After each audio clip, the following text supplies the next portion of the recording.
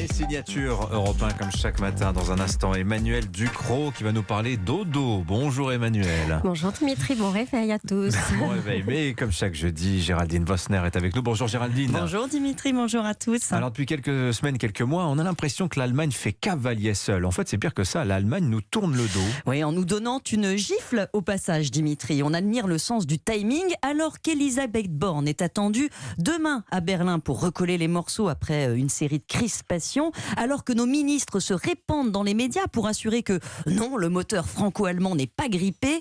Patatras, l'Allemagne donc utilise son bras armé, la Commission européenne, pour envoyer un message clair. Le patron, c'est elle. Mais comment ça ? Ça fait des mois que la France, une quinzaine d'autres pays, réclament que les prix du gaz soient plafonnés en Europe pour stopper l'explosion des tarifs et sauver leur économie. Des mois que l'Allemagne refuse parce qu'elle a peur, elle, que ça incite les fournisseurs de gaz à aller le vendre ailleurs, en Asie par exemple. Et comme elle est riche, l'Allemagne, elle préfère aider ses entreprises à payer le prix fort plutôt que de risquer un arrêt des usines. Tant pis si les autres pays d'Europe sont étranglés. Un Conseil européen de l'énergie doit se tenir tout à l'heure pour évoquer un mécanisme de plafonnement des prix du gaz qui ne servira à rien. La Commission s'est ralliée à la position allemande. Le mécanisme qu'elle propose pour bloquer les prix est tellement complexe, le seuil tellement élevé qu'il ne sera jamais atteint. C'est se payer la tête du monde, a dit le gouvernement espagnol, qui a lui décidé de plafonner ses prix en tordant le bras de Bruxelles. La France, elle n'ose pas, convaincue que sans l'Allemagne, il n'y a pas de salut. Et la France se trompe, vous pensez Géraldine ? Si elle pense que par solidarité, pour aider la France, l'Allemagne pourra faire un geste, oui, elle se trompe évidemment. Le marché commun, c'est pas l'abbé Pierre qui l'a fait, c'est un marché avec des concurrents. Alors bien sûr, personne n'est ennemi à l'intérieur des frontières de l'Europe, mais la concurrence, oui, elle est féroce et l'Allemagne jamais ne s'est montrée bienveillante. Quand il faut acheter de l'armement, elle achète américain, pas des Rafales, rappelez-vous, des F-35. Le nucléaire français, qui l'énerve parce que c'est un avantage pour la France, elle le plombe. Quand ces entreprises sont menacées, elle les aide sans prévenir personne. C'est le plan de 200 milliards annoncé récemment. Bref, l'Allemagne joue perso. Elle s'est mise elle-même sous la dépendance du gaz russe parce que c'était moins cher pour ses usines. Et maintenant, on le paye.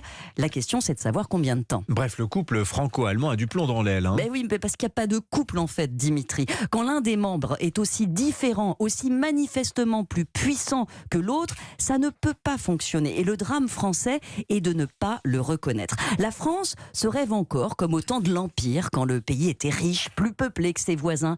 Ça a changé. En 1800, la France dominait encore l'Europe par sa démographie. Elle s'est faite complètement dépasser. La population de l'Allemagne a quadruplé, comme celle de l'Espagne, de l'Italie. C'est la France, pas du tout. Si on avait eu le même développement que nos voisins, Dimitri, on serait 130 millions de Français aujourd'hui, pas 68. Donc la France, en fait, a produit moins de richesses. Elle a rétréci. Son industrie s'est effondrée. Le décrochage avec l'Allemagne s'est fait il y a 20 ans déjà, sur tous les critères. Production, dette, PIB. En Europe aujourd'hui, on joue plutôt en deuxième catégorie avec l'Espagne, la Pologne. L'Allemagne d'ailleurs ne s'y trompe pas. Sa première visite en tant que chancelier, Olaf Scholz, c'est symbolique, est allé la faire en Chine. Donc non, nous ne sommes pas l'égal des Allemands. Ils sont la force motrice de l'Europe. Il n'y a pas de couple. Et c'est pas grave. On peut vivre avec ça à condition d'être lucide et de tirer les conséquences d'une relation déséquilibrée. Une alliance avec l'Allemagne sur la défense, par exemple, se fera toujours au détriment de la France. C'est structurel. Le fort n'aide pas le faible, il en tire parti.